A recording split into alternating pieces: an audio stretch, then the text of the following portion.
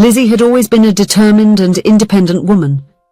At 32, she had a promising career as an architect in a large firm in the city. Her brown hair framed a delicate face with expressive green eyes that reflected her vibrant personality. Despite her professional success, Lizzie longed for something more in her personal life. 6 months ago, her fiancé Austin had left for a work assignment abroad. Tall, broad-shouldered, and with a captivating smile, Austin was an executive at a multinational company. The couple had been together for 3 years, and before leaving, he had proposed to her. Lizzie accepted without hesitation, dreaming of the future they would build together. The first few months of separation were difficult, but Lizzie remained optimistic. They exchanged daily messages and made video calls whenever possible.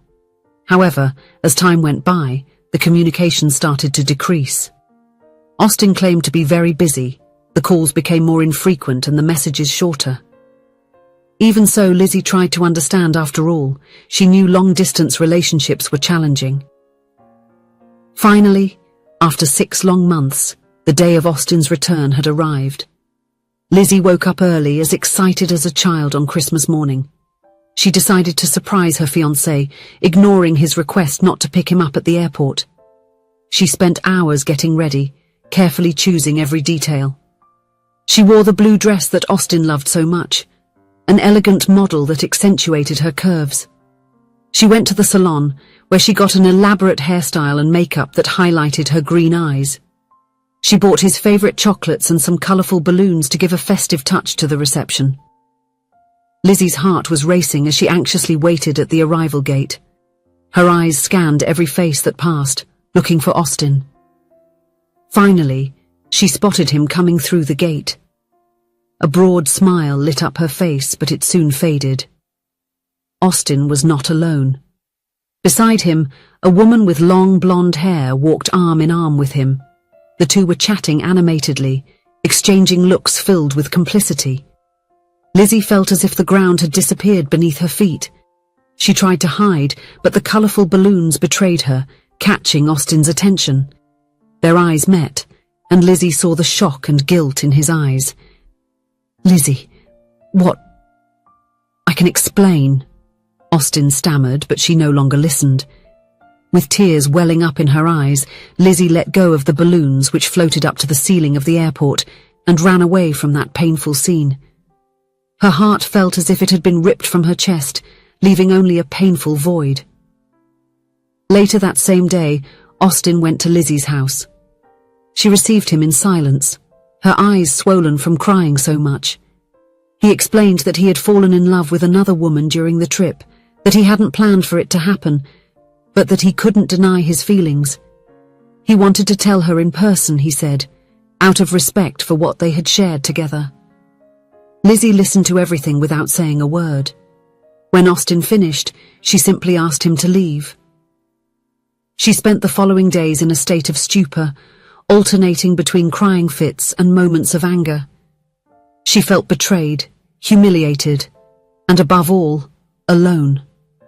It was then that she remembered her grandfather's cabin in the mountains, a place where she spent happy summers in her childhood, far from the hustle and bustle of the city. She decided to take time off from work and spend a few weeks there, hoping that the tranquility of the mountains could help heal her broken heart. Her grandfather warned her that it had been years since anyone had been to the cabin, and that it would probably need a good cleaning. Lizzie didn't mind. In fact, the idea of having something to occupy herself with seemed comforting. After a few hours of traveling, Lizzie finally arrived at the cabin.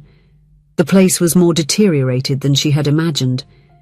The outer paint was peeling, the windows were clouded with dirt, and cobwebs adorned the corners. The interior wasn't much better, with a thick layer of dust covering the furniture.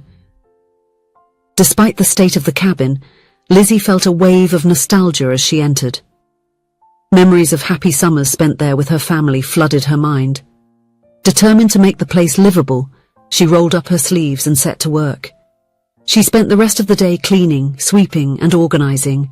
She managed to get one of the bedrooms, the kitchen, and the living room in usable condition. At night, exhausted but satisfied with the progress, she lit the fireplace and settled onto the old sofa with a glass of wine. As the flames danced in the fireplace, Lizzie allowed herself to cry again. Silent tears ran down her face as she thought of Austin and the future they had planned together. The crackling of burning wood was the only sound in the cabin, accompanying the whirlwind of emotions that enveloped her. She was so absorbed in her grief that at first, she didn't notice the subtle movement outside. But then, out of the corner of her eye, something moved. A figure passed quickly by the window, an indistinct shadow blending into the darkness outside. Her heart skipped a beat. Lizzie blinked a few times, trying to discern if she had really seen something or if her tired mind was playing tricks on her.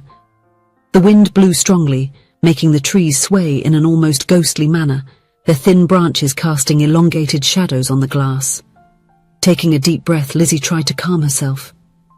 It must have been just the wind, she murmured to herself, hugging her own body as if the gesture could protect her. But then, another movement. Quicker this time. A dark silhouette right there, by the window. Her blood ran cold. Her breath caught in her throat as she tried to gather the courage to stand up. The feeling of being watched sent a shiver through every inch of her skin. Lizzie fixed her eyes on the window, her fingers tightly clutching the blanket that wrapped around her. Whatever was out there, it wasn't moving anymore. Only the trees continued their wild ballet under the howling wind. Lizzie ended up falling asleep on the couch. The next day she woke up with the first rays of sunlight coming through the windows. She wasn't hungry, but she forced herself to prepare breakfast anyway. Eggs, bread, and jams. From the kitchen window it was possible to see the silver lake with the sun reflecting on its surface.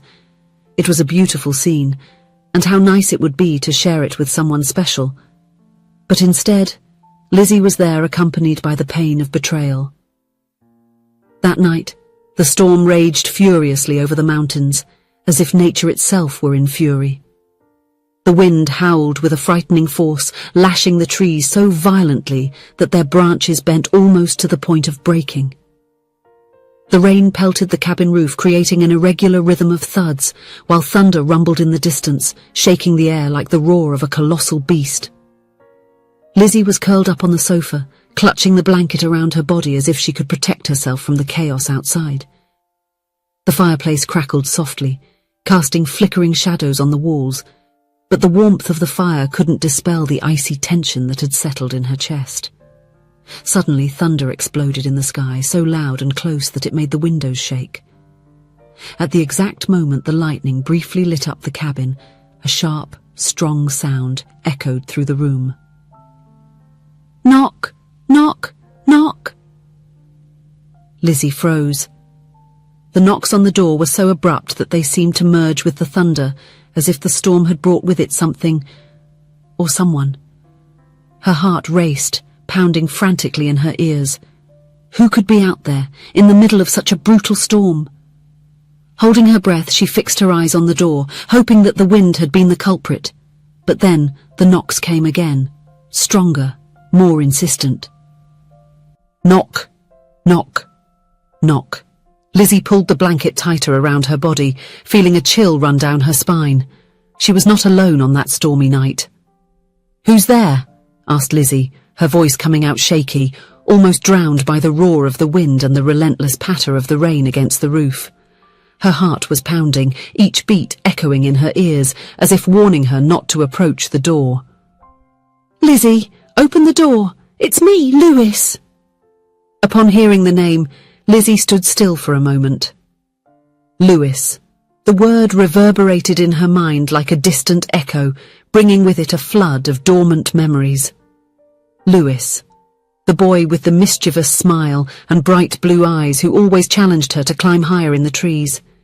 The inseparable friend from the summers of her childhood, the one with whom she shared secrets by the lakeside and who always protected her when they had to run from adult lectures, the first to hold her hand in a different way. Their first kiss.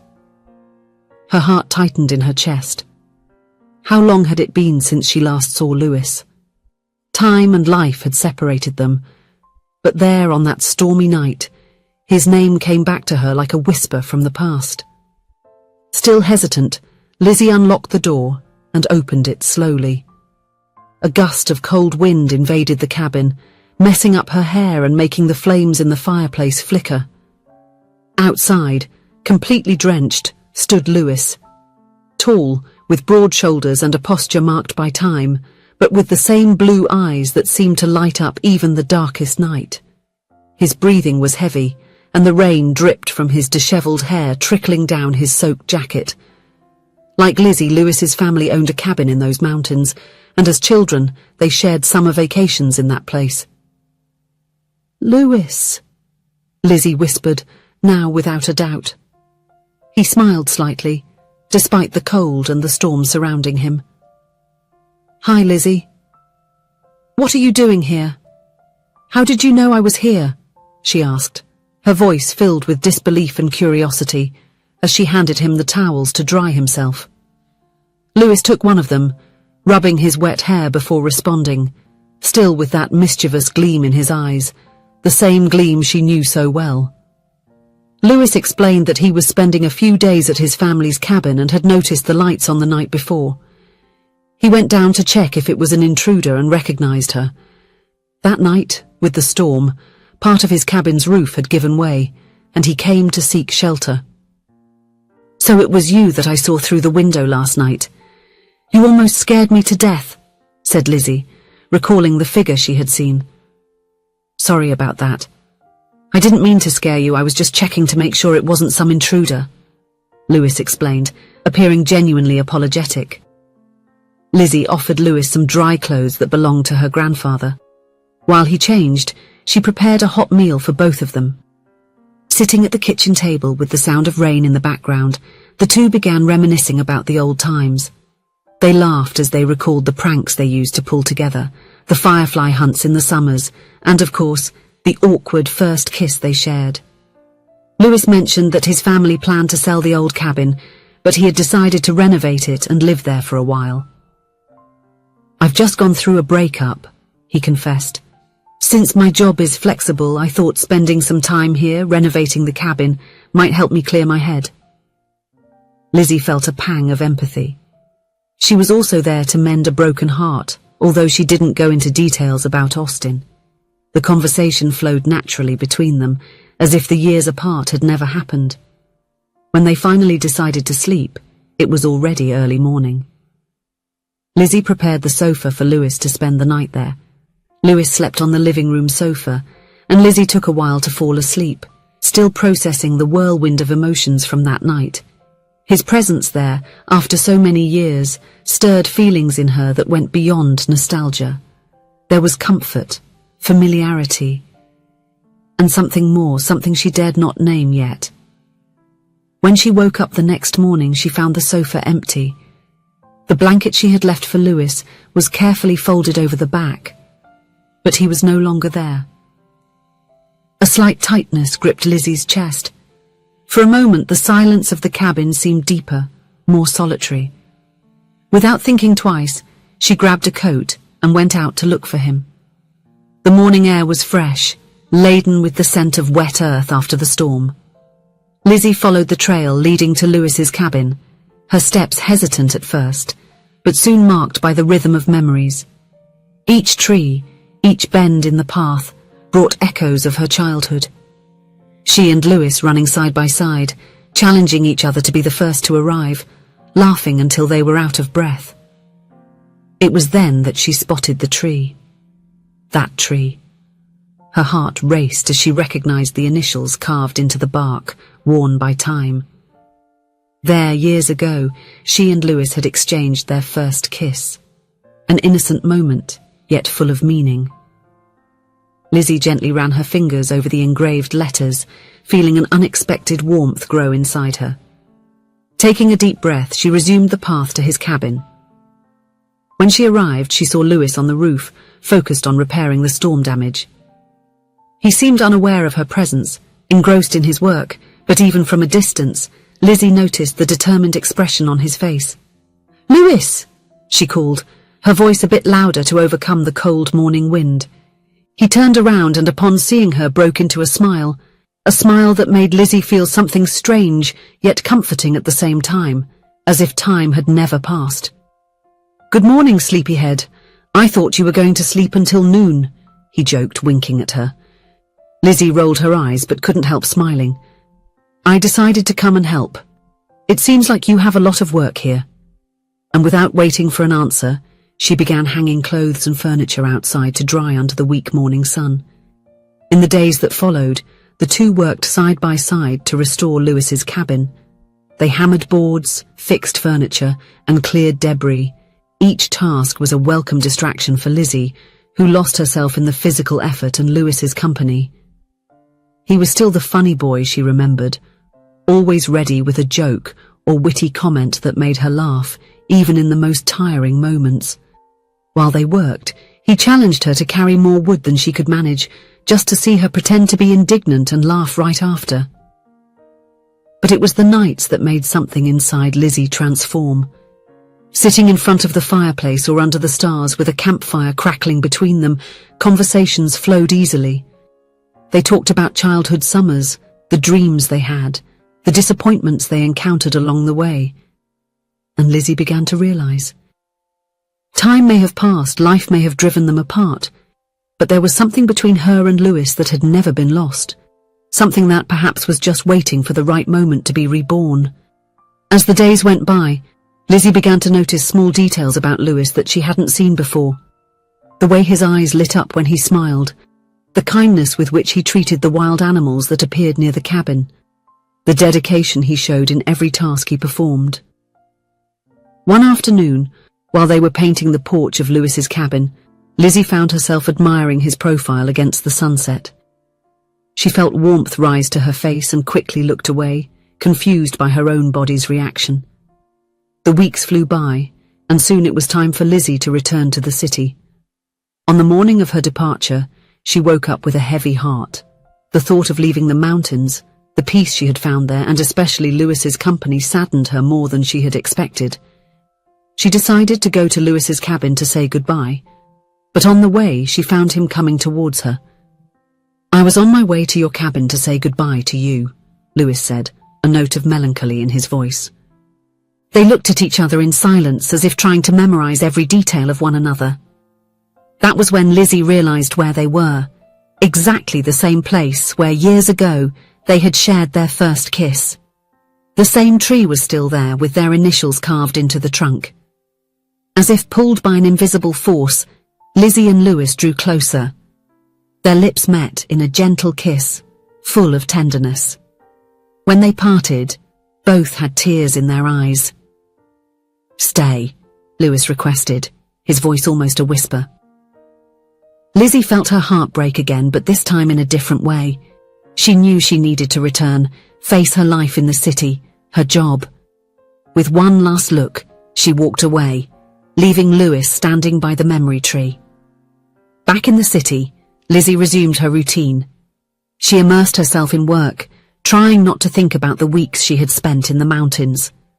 But at night, when silence took over her apartment, she found herself remembering the moments with Lewis. She realized that the pain of Austin's betrayal no longer hurt as much. In its place, a new feeling was growing, something she didn't expect to feel again so soon. She was in love with Lewis, the boy who had been her first love and who now, as a man, had won her heart once again. A week went by, then two.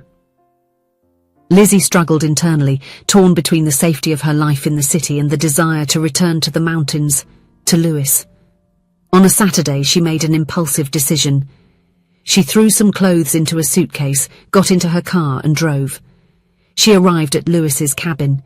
He was on the roof making some repairs when he saw her. Lewis rushed down, almost stumbling in his haste to reach her. Without words, they just hugged. When they finally pulled apart, Lizzie looked into Lewis's eyes and said, "I think our story deserves a few more chapters." Lewis smiled, that smile that made Lizzie's heart melt. "Actually," he replied, "I think we're just beginning our story." Lizzie knew she had found not only her place but also her peace. She realized that life doesn't always follow the plans we make, and that sometimes the most painful detours are the ones that lead us exactly where we should be.